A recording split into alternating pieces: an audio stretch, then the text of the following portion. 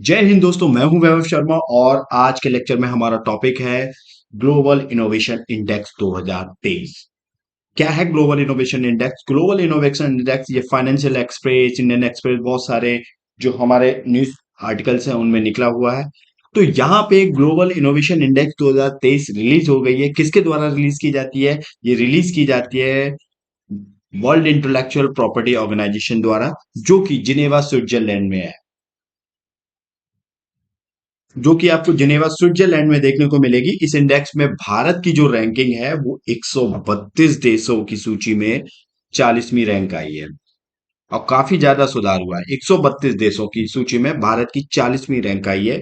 और यहाँ पे नीति आयोग ने भी बोला है, नीति आयोग ने कहा है कि यहाँ पर जो भारत है वो 8 सालों में भारत की रैंकिंग में 41 पायदान की बढ़ोतरी हुई है, सुधार हुआ है।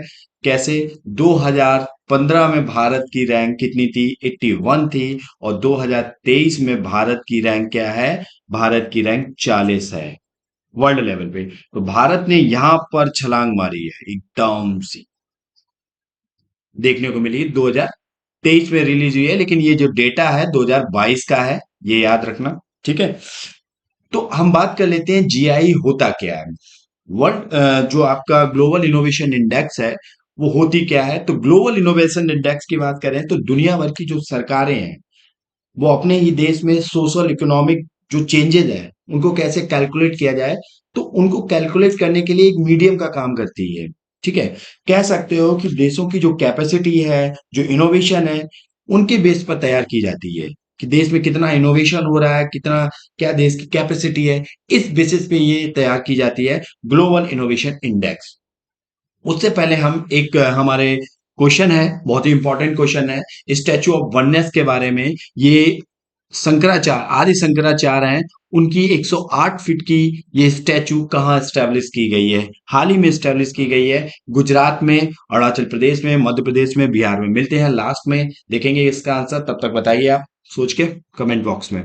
चलिए, ग्लोबल ग्लोबल इनोवेशन इंडेक्स की बात करें तो भारत ने यहाँ पे, अगर तो की पॉइंट की बात करें कुछ, अगर हम यहाँ पे की पॉइंट्स की बात कर लें तो यहाँ पे बहुत सारे की पॉइंट्स के बेसिस पे देखा जाता है। तो यहाँ पे गवर्नमेंट इनिशिएटिव भी देखा जाता है कि सरकार क्या पहल ला रही है अपने देश में इनोवेशन को रिलेटेड। ठीक है, यहाँ पे ह्यूमन कैपिटल एंड इंस्टीट्यूशन के बारे में भी देखा जाता है, जिसमें आपकी एजुकेशन आ जाती है, आपकी टर्सरी एजुकेशन आ जाती है, आपकी जो पोस्ट ग्रेजुएशन, ग्रेजुएशन, ये सारी आ जाती है। आपकी रिसर्च एंड डेवलपमेंट आ जाती है, भारत ने रिसर्च एंड डेवलपमेंट में या किसी भी देश ने रिसर्च एंड डेवलपमेंट में कितना खर्च किया। जैसे भारत की बात करें तो भारत अपनी जीडीपी का 0.7% रिसर्च एंड डेवलपमेंट पे खर्च करता है। वहीं यूएसए की बात करें तो यूएसए अपनी जीडीपी का कितना खर्च करता है? 2.8% रिसर्च एंड डेवलपमेंट पे खर्च करता है। और वहीं चाइना की बात करें तो चाइना अपनी जीडीपी का 2.1 रिसर्च एंड डेवलपमेंट पे खर्च करता है। तो भारत को अभी और बजट बढ़ाने की आवश्यकता है। यहाँ पे 0.7% ही खर्च करता है भारत।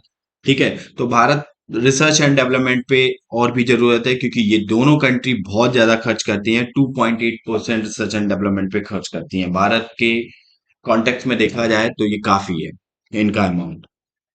ठीक है, और की पॉइंट में बात की जाए तो यहाँ पे मार्केटिंग स्ट्रक्चर भी देखा जाता है, ये सारी चीजों को देखा जाता है। अब हम बात कर लेते हैं भारत की। देखो, सबसे पहली रैंक पे यहाँ पे जो 2023 की रैंकिंग 2023 में जो रिलीज हुई है ग्लोबल इनोवेशन इंडेक्स। ठीक है, तो इसमें पहली रैंक पे हमारा स्विट्जरलैंड, फिर आता है स्वीडन, इसके बाद आता है यूएसए थर्ड पोजीशन पे। फोर्थ पोजीशन पे सिंगापुर देखने को मिलेगा। और यहां पे नीचे आएंगे तो चाइना आपको देखने को मिलेगा 12th पोजीशन पे।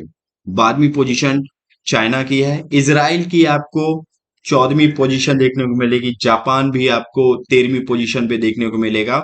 और यहाँ पे देखिए लतविया, लिथुआनिया, ये सब भारत से आगे हैं। और इसके बाद आपको यहाँ पर इंडिया की पोजीशन देखने को मिलेगी 40। और यूएई की पोजीशन भी इंडिया से अच्छी है, यहाँ पे 32 है पोजीशन। ठीक है, तो उम्मीद करता हूं ये चीज समझ गए होंगे। अब हम बात करते हैं WIPO, world intellectual property organisation है क्या? तो ये कहाँ पे है? ये आपको जिनेवा में मिलेगा। जिनेवा स्विट्जरलैंड में देखने को मिलेगा। जिनेवा में इसका हेडक्वार्टर है, world intellectual property organisation. 193 member है, देश हैं इसके। उसके साथ साथ जो यूनाइटेड स्टेट नेशंस हैं, ठीक है, उसके द्वारा ये स्व वित्त पोषित एजेंसी है। इस्टेब्लिश कब हुई थी? 1967 में बीओपी की स्थापना हुई थी। तो ये एग्जाम पर्सपेक्टिव से आपके लिए बहुत ही ज्यादा इंपॉर्टेंट है। अब हम बात कर लेते हैं स्टैचू ऑफ वननेस की, जो हमारा क्वेश्चन था।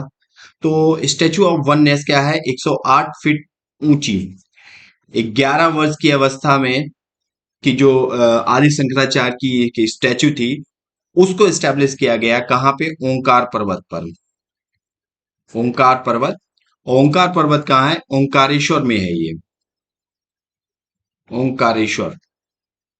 ओंकारेश्वर कहाँ है? ये मध्य प्रदेश में देखने को मिलती है। तो ये बहुत ही इंपॉर्टेंट एक क्वेश्चन था कि 108 फीट की 11 वर्ष की अवस्था में आदि शंकराचार्य की ओंकार पर्वत ओंकारेश्वर मध्य प्रदेश में एक स्टैब्लिश की गई है, उसका अनावरण किया गया है। तो चलिए, उम्मीद करता हूँ आपको समझ में आया होगा अच्छे से ये टॉपिक। और हमारे डिस्क्रिप्शन बॉक्स में लिंक पड़ी है, और हमारे ज्योग्राफी और मैपिंग एप्टीट्यूड इन सब का लेक्चर है। मिलते हैं। जय हिंद।